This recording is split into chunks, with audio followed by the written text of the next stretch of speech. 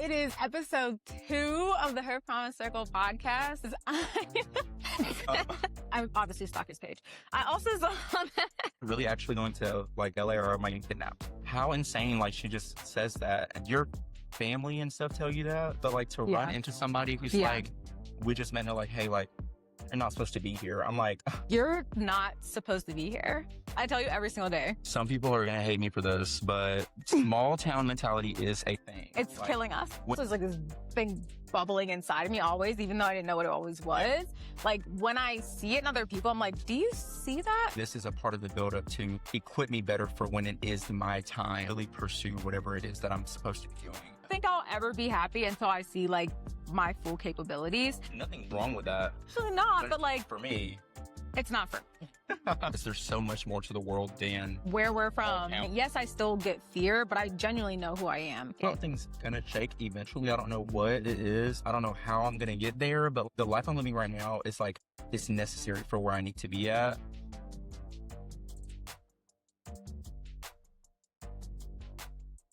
It is episode 2 of the Her Promise Circle podcast, and I'm here with one of my favorite people who I've known a total of 12 days. It's fine though, because we are going to talk about how God tends to change our plans, how God tends to connect us with people, and how he always knows better somehow.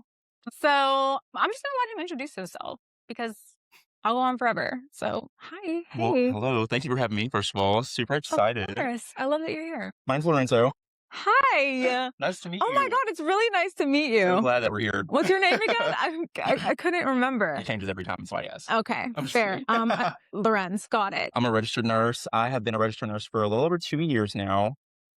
Started in the medical ICU back at home. I worked there my full 2 years. Got my CCRN, and I've just been working bedside and doing all the things in between that I can, honestly, as a nurse. I feel like you get to like this weird point where you're like, why am I supposed to just do everything now? Because so like where do we start? First, let's talk about meeting, because okay, so this is actually funny because I always tell people I'm so shy, and wait, when have you ever said that? I tell everybody I'm shy. Who?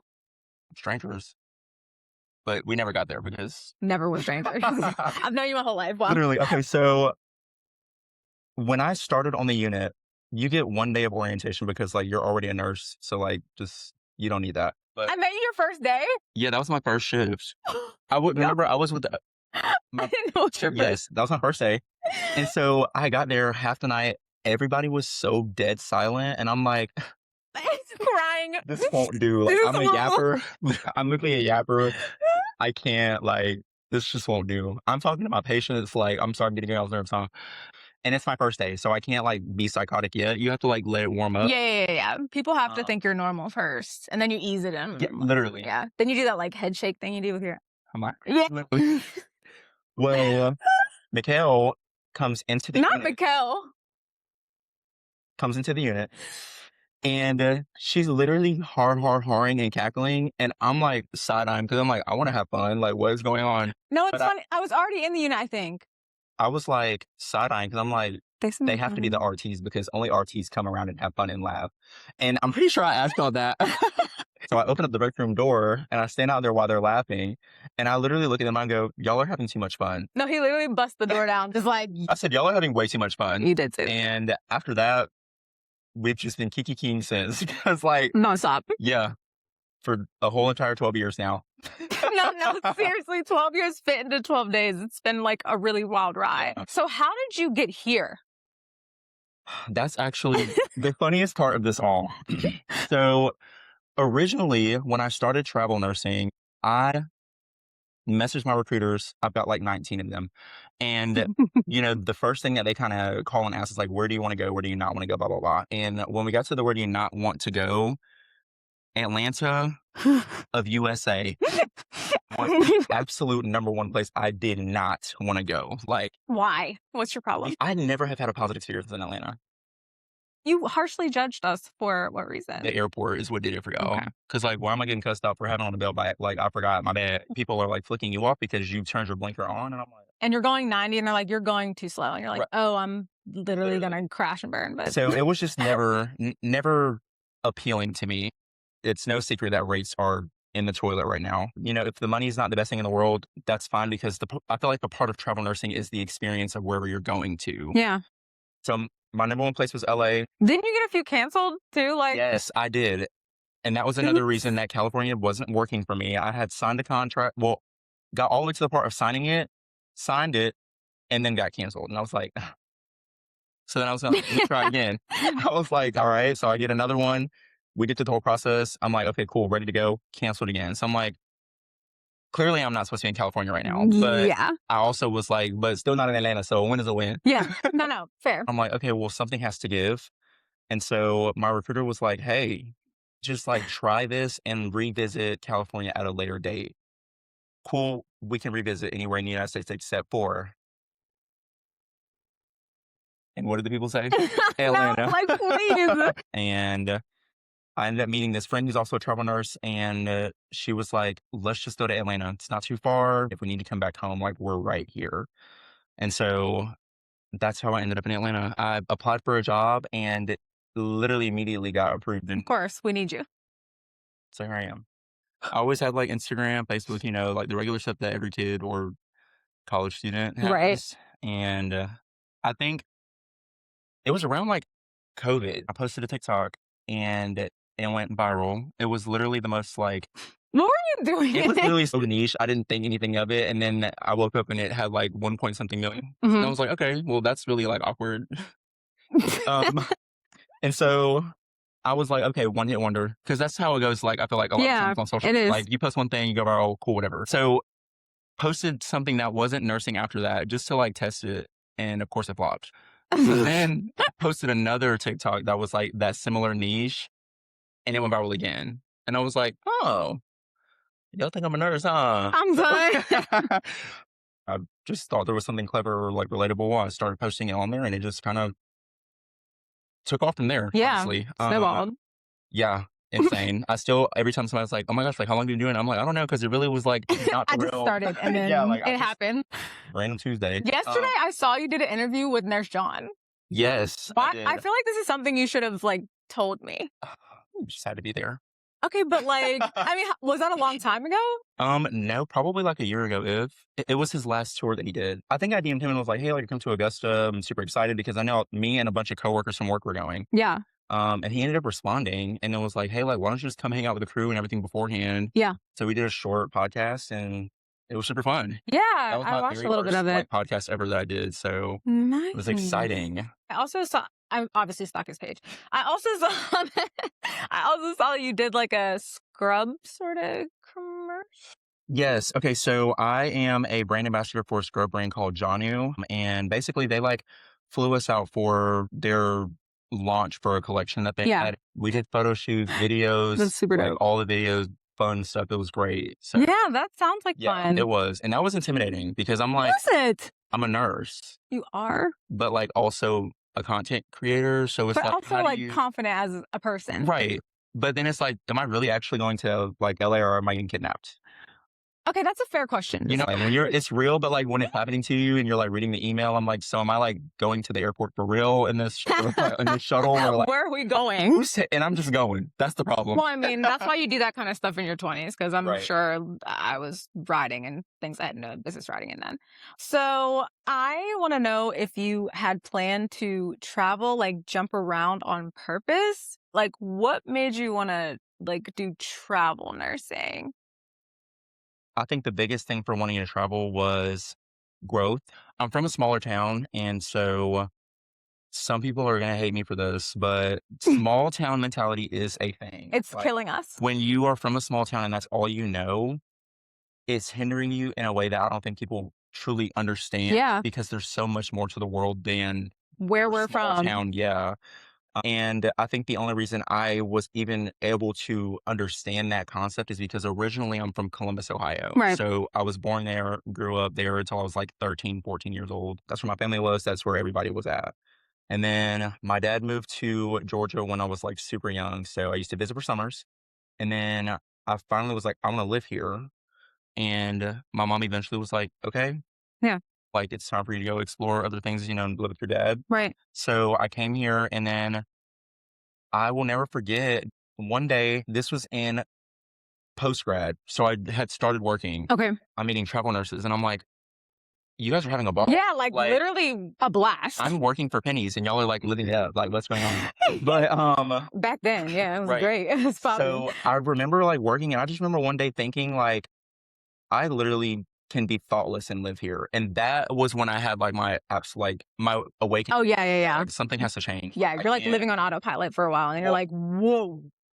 I'm efficient. You should not be autopilot and efficient. Like, I was efficient on autopilot. I didn't have to think to live there. And comfort is like a big fear of mine. So scary. Because I'm the same way. I know people who are comfortable and they're going to be in the same. They're going to die there. Yeah. Yeah. I'm not that comfortable. Not interested. Like, I don't think I'll ever be happy until I see like my full capabilities. And I feel like every time I get fearful, obviously, like that's all we talk about, is every time I get fearful, I'm like, oh my God, it's so scary. But like, I have to do it. Cause like, what? Well, so I'm going to stay here. Yeah. I'm going to stay here forever and just stay here and be miserable and stuck in one place. Where I'm from, people haven't even like been on airplanes. Yeah. Like people haven't even been to the next, like, that scared me alone. And then it's like, people are just like, yeah, we went to high school. Oh, I married the person I met in high school. And then like, you know, we went to college and now we just live our best country life and like have kids and die. And I was like, nothing's wrong with that. absolutely not. But like, for me, it's not for me. Like, it's not for me. My point was you were doing traveling, but you kind of came here and your plan shifted a little.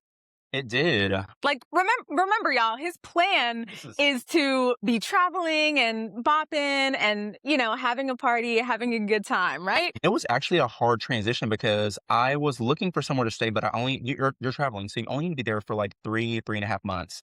And so that was the plan. And mind you, it's Atlanta, Georgia. So I'm like, it can only be $5 to $10 to live here. Like, however, we have the World Cup. And it literally made the housing market for like rental properties, for Airbnb, for Furnish Finder, like all these places, their prices are just through the roof. And it was just not going to work. Like, I think what was making my attitude about it even worse was I already didn't want to be in Atlanta. And I was already looking at paying that price to live in LA. It's literally just like, it was just wild. It was just cumulative like things going on. And the whole time I'm thinking like, why is this all happening? Like, there's literally no reason for this to be going so south. Like, nothing else has gone this south with work. And it just kept escalating from there. Literally. And then we were in a time crunch. I'm like living with a family friend's friend. And so, long story short, I signed a 6-month lease to stay. And now I'm in my apartment. I've been. And it's so cute.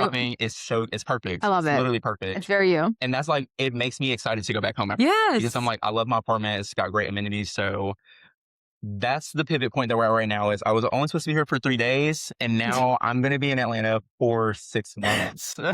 So why do you think? God's timing, God's plan. What's his plan? I have no. I wish I wish Please I knew. tell us. I literally wish I knew. I have no idea. But I need you to understand, like, looking at your timeline where it's like, okay, like, I have this plan, like, I want to go to I want to be here and there. And it's like, no, shut down. Okay, great. Why don't we try Atlanta? We try Atlanta. Then we get in Atlanta, we're stressed. Can't find anywhere. Literally. But also working nights. Exhausted. Also working in every situation you thought you were not going to work, and then you ended up there. Mind y'all, wrong job too. Not even the right job. Okay, listen, the amount of people that literally told him, like, I have stopped you 5 times a night and was like, what are you doing here? Like, what are you doing here? You have no answer for me. I don't. Like, I'm just trusting the process. Sometimes you have to just listen and say, yes, sir. And just like move on about it in the best way you can. But did you notice it in the moment where it's like, okay, no. Was there a moment where you were like, kind of like, okay, like. I would say yes. I wasn't fully accepting it. I definitely wasn't fully accepting it when I was getting to Atlanta. The arrival into Atlanta was when I was like, okay.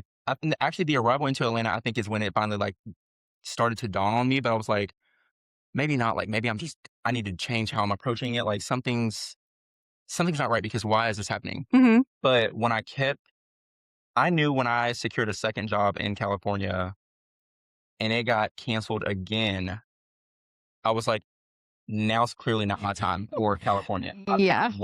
I don't know why that's not my time. but it's clearly not time for me to be Right. here, which is why I was like, let's explore other options. Then other options were also just not working out for what I needed. And I'm like, now I'm saying no. What's going on? So I Yeah. was like, okay, let's stop being picky. Let's just like, let's open our minds up, open our minds, change my perspective because I'm very big believer in perspective. 100%. And so I was like, we have to just take it for what it is and go from there. But I don't know what your plan is. Like you sometimes with God, I'll tell people all the time, God's a comedian. Hilarious. And he will tell you no and shake it up a little bit. And you're like, what's going on? Like, why? And then it's like if you try to do it your way, like your way is Fail. literally tragically failing every time you try to step every which way. But respiratory has been stuff just started popping off. Like I was so uncomfortable there. Like it was so many like new hires, some people fired, like so much transition and turnover. And like we're short every day. And like I was like, I'm not able to come to work in autopilot anymore. I'm coming to work and I'm like getting slaughtered and I'm tired. Not only am I exhausted from pouring into my patients and like you cannot mess up. Like as a respiratory therapist, if I make one wrong turn, I could literally hurt somebody, let alone like unalive them. Yeah. So like I have to always be like on point all the time, like no matter what, tired or whatever. It does not matter. Keep in mind, this is 2 days of the week, 2 12-hour shifts. I get Sunday off, and then Monday through Thursday, I'm going to meetings and presentations. And I'm like, hi, I'm Michal. I'm the founder of Her Promise Circle. Like, I'm on the podcast. I'm meeting with people, signing contracts. Like, so we're showing up weekly, like coaching, like we have our wellness programming for the women. We have our community. So I am constantly pouring out to people. And then on those 2 days, I'm just like, wow, like I don't have anything to give. Like, and it's not even like physical exhaustion. That's one thing, but it was like compassion fatigue. And then also like mental and just cause I'm the vision. I'm it. Like, it's me. Like I'm at the top. Like who's going to do it if I don't do it? Yeah. Like, so I can't stop. Like I'm too far in. And then it's like, but you need to rest and sleep. So I'm like, okay, Lord, like I know you called me to this. I've helped so many women in this thing. Like, how do I do both? He's like, oh, like you're not supposed to. And that is where you have to start getting uncomfortable again, which I'm sure you've been getting uncomfortable because there's no way to make that transition. You know for a fact. Yeah. Like literally every day I'm like, at some points of the day, I'm like, this is I'm doing so, wow, this is great. And then I crash out like for like a good 25 minutes. And then like I come back and I'm like, well, I mean, if you told me to do this, then I know it's going to work out and everything's going to be fine. Then like I crash out again. So it's really, it's really like an up and down. But last year he told me to quit my job. And then it was smooth then, but it got progressively worse. And it literally felt like Jonah in the well, where they're like, get Mickey out of here or none of you are going to have peace. Nobody. You know what's so crazy about that? I'm listening. I feel like the same exact thing happened to me with my last job. Shocking. Seriously. I'm listening. So that's so insane that you say that. Yeah. My last job kind of happened the same way. So I was still staff when I took my first assignment in California. I was there for like 6 to 8 weeks, kept my staff job, got my shifts covered. But lo and behold, it didn't work out how I thought it was because why would it work out how Lorenzo thought? No, seriously. And you can't have your ways. Those are. When I took the assignment in California, I was only supposed to be there for like a week. I forgot I had a shift to get covered. So I had to call out of that shift. But I'm not somebody who calls out ever, really very avid employee, like always. Yeah. And I can confidently say that if I still had my staff job back at home, I would have stayed because I knew I was going to have a good income. I was autopiloting. The way that losing / like putting in my 2 weeks went was so like blindingly planned, but unplanned that it's like, it's so insane. But it's the same concept of like, hey, you need to leave your job. Yeah. And like, you need to leave now. Like you've got to go. And so the way it worked out, I literally had no choice but to leave my job. But I always think, I'm like, had I not done that, I would still be at home right now. Exactly. I would never have pursued my dream to be a travel nurse and go anywhere else. I wouldn't have met anybody else. Never. And I wouldn't be challenged like I am today. Oh, this is But that's crazy. Yeah, it's No. crazy. So every time we learn something new about each other, he's like, me too. Me too. I've done the same thing. Like every Because core memory Yeah. that I have is like, same, this No. happened. I've been bedside much longer than you. But it's like you get to this place where you're, like you said, efficient, autopilot. But I had already been there, obviously, podcasts, HPC. And I think Elsa's the one who told you what I do. Yes. Like, I think immediately. But Elsa was like, she has a business. And I was like, oh my God. Elsa, please. And she's like, no, tell me about it. So then I was telling you about, do you remember this? I do. I was like, so I was telling you about it. And then from there, like, we just kept talking. But mind you, your plan initially was like, all right, I don't even want to come to Atlanta. I'm really not interested. Like, I'm going to just go try it. Yeah. And then you're like, everyone's quiet. I don't really want to be here. And then you meet the party. Like, what happened? Because, like, you didn't connect to anyone else in that way, as far as I've seen. So Nursing's one of those things where, like, I feel like people have a hard time with being okay with having fun at work. And I've never believed that you can't have fun at work, even though it is a professional environment. You can't be miserable while someone's having the worst time of their life. Someone has to be the joy in the situation. someone has to Like, smile. I can't tell you how many times me being myself and being just a goofball has like made a patient feel better, and they've expressed Literally. that to me. You know, like Same. when you're in a room, when you're dealing with these people who are literally at the worst pivotal points of their life, Yes. and you can't even crack a fun moment in there, like maybe the therapeutic environment that we think is being created is actually not, because when you're serious like that all the time, Yeah. it translates to your It's patients. Like, somber. it does. The room is reading you Yes. doing that. Compound like attitude on top of that. Like, please get out. Like, I'm already ill. Like, Yeah. I'm not trying to deal with this. But baby, I do my job. I do it well. I move on and I have some fun too. We can't all be sad. No. Like, that'll never Please. do. I'm too fun. Like, I would literally implode, I think. Like, if Yeah. I had, that's why I work nights, which is why I can't understand why you don't love nights. But that's why I work nights. I would have been fired like immediately on day shift. I literally I'm can't help having a it. ball. It don't even matter. I can't do it. CEO boss man can walk down the light. So what was it like meeting a stranger at the assignment you didn't want, on the shift you didn't want, who confirmed a lot of what you were already thinking? It was the reinforcement that I needed, that things are going to be okay. You just need to give yourself No, some grace. was it strange? I don't think it was strange. You didn't feel like it was strange? I didn't. I know that God puts people in your life for different seasons. That's a fact. This is actually like a reoccurring theme for me, because I tell people all the time, I have several best friends. All of my best friends have come into my life at different pivotal points of my life. And so when I always say like, I have a lot of best friends, I do, because they have all loved me and I've all loved them at different points of my life. They all know a different Lorenzo, because I'm still growing. Like, that's just how life is. There's so much going on around you. You learn different things. You become a different person, whether people want to accept that or not. Yeah. And so like, I just have so many friends that were there at different points. They serve different purposes. They allow you to be, a different person in this game that we play called life. Right. And I think that like when I do run into somebody else, it's always so in my face about how like this person is here for where you're at, and they're going to help you, and you're going to help them level up and take it up a notch, because this is what I've written for you and you're going to make the best of it. So when did you recognize that? Or did you recognize that? I didn't. The first time we met, I didn't recognize it. It was our not the very next shift, but the shift after that, that we worked together. And we were sitting there and you literally looked at me and you were like, you're not supposed to be here. And I was just like, I mean, it was so obvious. What did you say? I literally was just taken away. I'm such a jokester. I'm like, well, yeah, thanks. Like, I know you're not supposed to be here. Like, I would love to not be here. But like after the conversation, I'm a reflector and I'm like, how insane. Like, she just says that. And I've always struggled with me, like in my purpose of figuring out where I'm supposed to be at. And it was just so crazy that you were just like, you're not supposed to be here. And then like you reinforcing like, hey, like you have something greater planned. And it's different when you hear it from somebody else and somebody that you just met.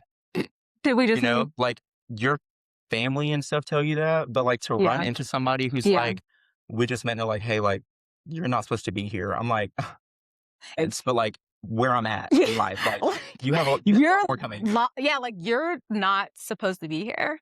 I tell you every single day. Yeah. And it's just crazy. So you didn't notice that in the moment. That's really interesting. I remember at one point you were like, I've never met someone who believes in me so much. Do you remember saying that? Yeah, I think you're just like it was so unprovoked and so upfront, but I can just tell you were being so genuine about it right off the bat, you know? Mhm. Because people can say anything, you know? But there's just so much of a difference when you meet people and they're saying it with intentionality versus saying things for sport. And I think people have a hard time differentiating the two. How do you discern that? I just think that I've been blessed with discernment, and it's just one of those things. Like it's literally if you know, you know. Like I don't know how to explain discernment and like understanding when things are divine and they come to you. Like Yes. it's just one of those things. I feel like it's like an epiphany. Like when you hear it and it attaches to your mind like that. Hmm. That's almost like a confirmation from God saying like, "Hey, I'm not going to tell you again. Like, this is me saying it to you in your face." And it's one of those things you have to learn how to be like, okay, that clearly was like an intentional moment that I was put in to understand the greater good of what's going on around me and that I need to get back to work. Like, I need to get my head out the clouds. I need to get back to work.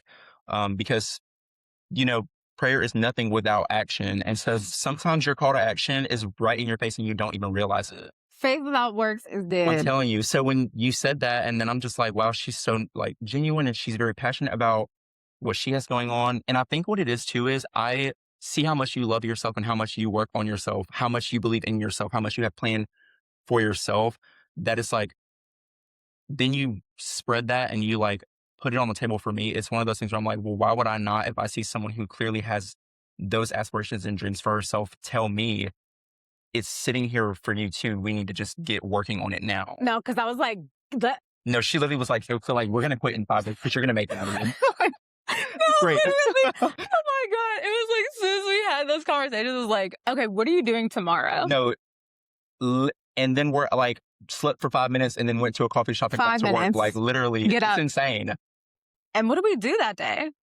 Planning, productivity, Locked everything. in. Yeah, we closed the coffee shop down actually. So what made you go with me? I just felt like it was what I was supposed to do. And I felt like it was just genuine. That's really sweet. Some things you just can't, some stuff I just can't explain. Yeah. No, it's like, you know it. Because it's like people do like just say stuff, but I feel like there is this like, it's like people are talking all the time. It's a lot of noise. Yeah. And then something like cuts through and you're like, I see that. Yes. Like I recognize that. Yes. Like, what is this? I don't really know, but I trust it and it feels good. Like it feels solid. It It does. feels like real. But there were so many context clues too. Like I'm intense. you're uncomfortable and you're still like, but I'm going to do it. And I'm like, you don't find that often like on Front Street. Especially not bedside. Especially not in strangers. Like she could have not said anything about that. She could have decided to just withhold what her business was. She could have just not. Well, Elsa did entertained not it. let me do that. And And that like, was even the divine, because I do not talk about it. Literally, some of the people, like most of Yeah. them don't even know Yeah. what I do outside. Like I'm a respiratory therapist at work. same. So it's like I'm a RT, like that's what I do. And I probably wouldn't have even like, because I didn't know you, I just met you, but I probably that wouldn't have opened the floor to that if Elsa didn't say that. Yeah, it's correct. I'm telling you. Like so They're not so much lined up, like even just from you being there and on my shift, because I would never have gone to days. And then Elsa opening the door to that. And then like me being able, I don't know, I just like, you're really easy to talk to. Like remember I told you I literally don't like sit with other people or anything. I don't do that. Like I'm in my corner working on my, like I gotta get out, escape. Right. I'm in my corner, like if you need me, you call me. Like you need a blood gas, I got you. But like, lots. But I don't know, I was like, like this person's just really Something need to be investigated. You're like, one, he needs help because he's spiraling. The mom came out of me and I was like, okay, who's help? Like I literally said, who is helping you? Like you need help. y'all, sometimes I can literally be like a meteor, but like a horizontal one. Like I'm not crashing down. I'm like like blazing through the city. No, he was stressed. Like you were so stressed about finding a place. And I was like, Dressed, but still well dressed. I'm gonna help you. Like, is anyone, I'm gonna help Who's you. here? And I'm like, it's just me. And then the conversations turned more into, like, I remember the one day, like how you just said, like, we were just sitting there. I was like, yeah, like, what are you doing here? Because there is times, I feel like when you find yourself, like when you truly become like someone who's confident, yes, I still get fear, but I genuinely know who I am. And I genuinely know that I'm meant for something bigger. I've felt that way since I was like a kid. And so I feel like when you accept that and own it, you can recognize it really easily. And it's not very often because you feel like when you're like a chosen person, when God pulls you out of the bunch, you feel like everyone feels like that. You feel like everyone feels like they're meant for more. Of course, everyone feels like they should leave bedside. Of course, everyone doesn't feel that way. Yeah. And I think like because I'm so comfortable with it, I've always felt this was like this thing bubbling inside of me always, even though I didn't know what it always was. Yeah. Like when I see it in other people, I'm like, do you see that? Can you see it? I was not seeing it all the way.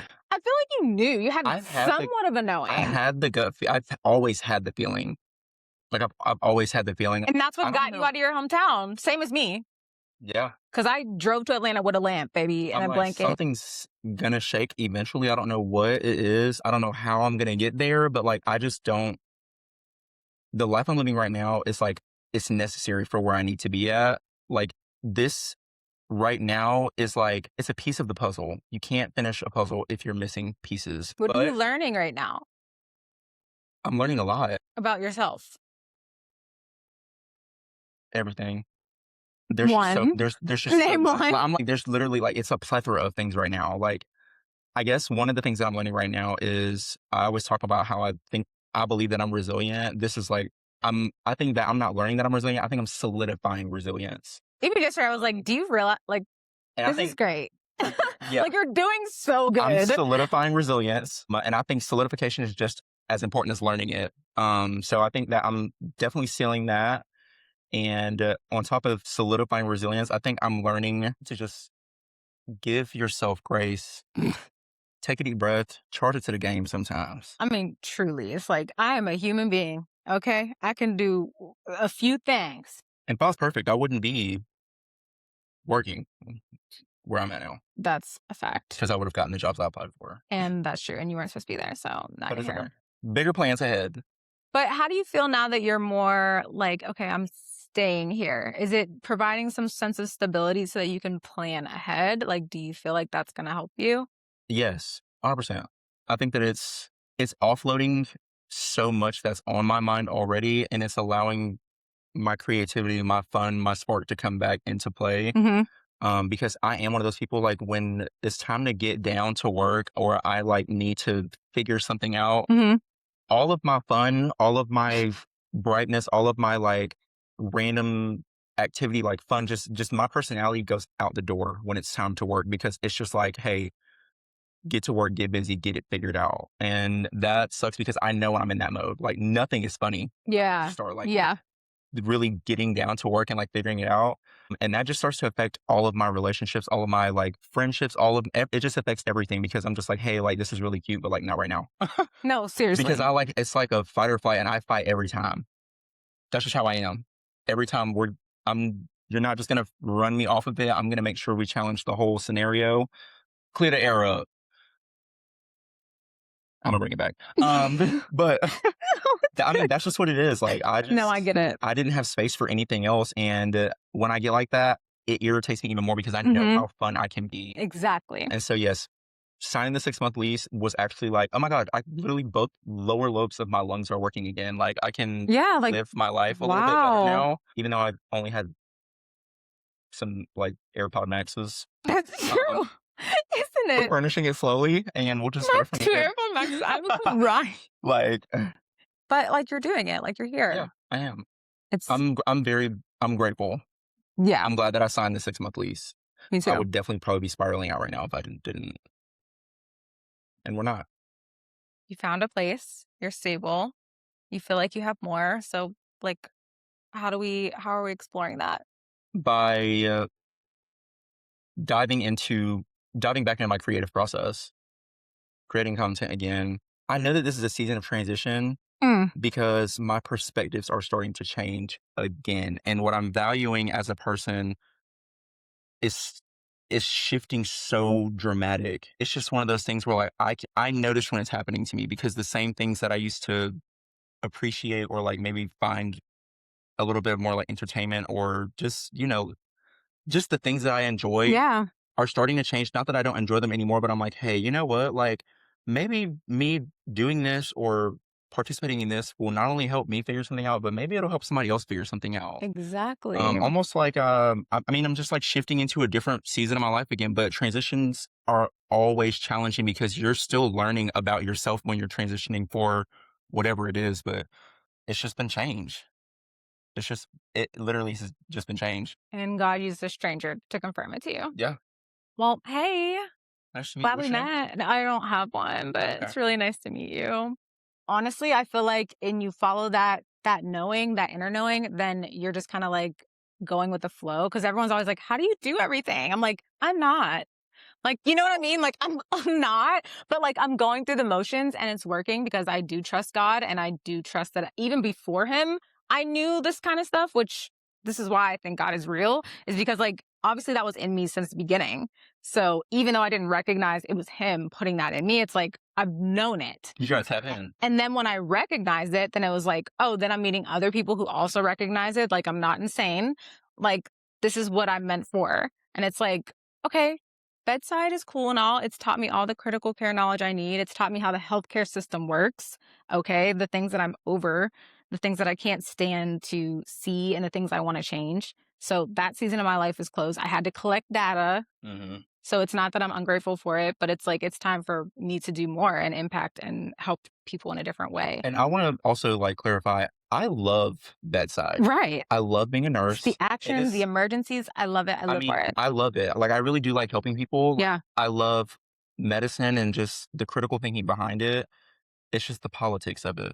exactly. That's what's The ruining. system. That's what's That's what I ruining that mean. it's literally like ruining bedside is the politics because when you can be a good nurse, there's no better feeling than being a good nurse. Like when I feel like I can be a really good nurse, like like I'm eating that up. Like I love Literally. it, not for myself, but because I'm like, oh my gosh, like I did all these things for my patient. Like my patient's doing this, we're making progress. Like it's so great.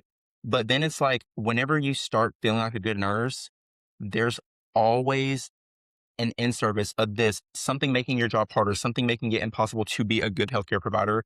And that is what is taxing for me with bedside. Which is why I'll always advocate for bedside people to use their expertise in a bigger way. Mhm. Always. Like, yes, I love bedside. It taught me everything I know, but like, I just feel like a lot of us who are at bedside feel stuck there, and we shouldn't, because if you are meant to do more, bigger impact, we need people changing the actual system, which makes bedside so exhausting. No, there should not be any healthcare providers that don't have a job in anything that you want a job in, because the way that we literally live our day to day lives, figuring things out on the fly, is a skill that It's a is skill unmatched. completely. Like, you guys It have prepared to, me for this. y'all have to remember, like, people are actually dying, Literally. and somebody in some other department forgot to order like the most important line or central cat, like the most important thing we need to save somebody's life.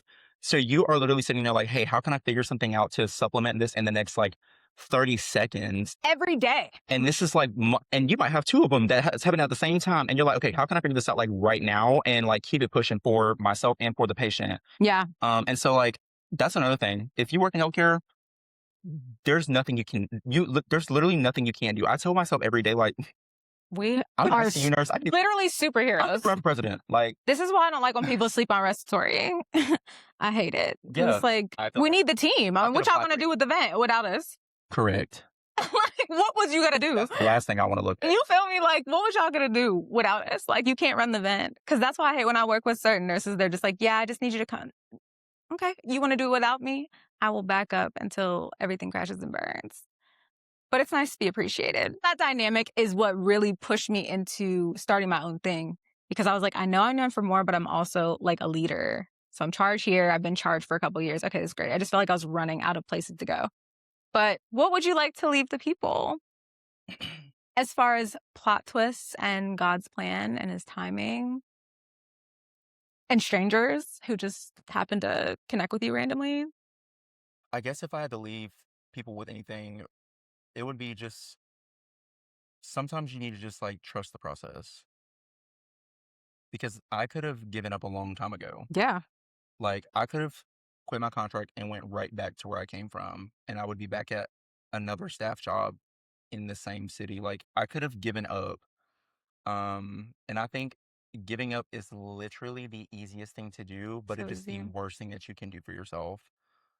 And also remember too, I know a lot of people are like, I'm an introvert, I don't like to talk, and that's fine. But at the end of the day, like human connection doesn't need to be your you don't need to make your best friend. You don't need to make your husband, your wife. You need to make human connection because those connections, you would be so astounded at who you will meet and who they know who can Yeah, guide you for what you need. Like a lot of times, the people that I know that have made it somewhere or are doing what they want to do is through connections because you build relationships and that's your portal. exactly. That is your portal. Other than believing in yourself, trusting the process, like The biggest confirmations in my life have come from sometimes people. just like, yeah, sometimes like when someone says, hey, genuinely a smile, you never know where that You takes really you, don't. like at all. And I think that goes for a lot of aspects of your life. Like a smile will really get you a long way. I've been somewhere and they're like, I remember you from Right. so and so. You said something, and I Because you said, hey. spoke. And now it's like, hey, if you ever need something, let me know. Which it's not that I'm like messaging like, hey, I need something, No, I get but it. it's there for It you. opens the door. It's It like a does. nurturing of relationships. It does. Well, I've enjoyed this. Have you? Yeah, this has been fun, actually. I'm I love a this good time to sit actually and word. reflect. I Yeah. just cannot with the actually. I was in LA, guys. I'm sorry. Okay, say it again. Actually. No, say Oh, it. I'm crying. Yes, had to have you on. Literally thank my you. favorite I'm glad to person be. ever. I'm obsessed with you. I don't know if that's obvious. Thanks. Me too. Don't lie to Obsessed me. with you, No, I know. not me. That's why I said don't I lie. am. I'm very grateful we had this conversation. I think it's going to help a lot of people. I'm grateful that people are going to be able to see you in a different light as well because you have so much more to you than just, I'm working on a that. pretty face and scrubs. Like there's way more things to you. I'm an idiot, y'all. He is. He's deep. He's deep when he allows himself to go there.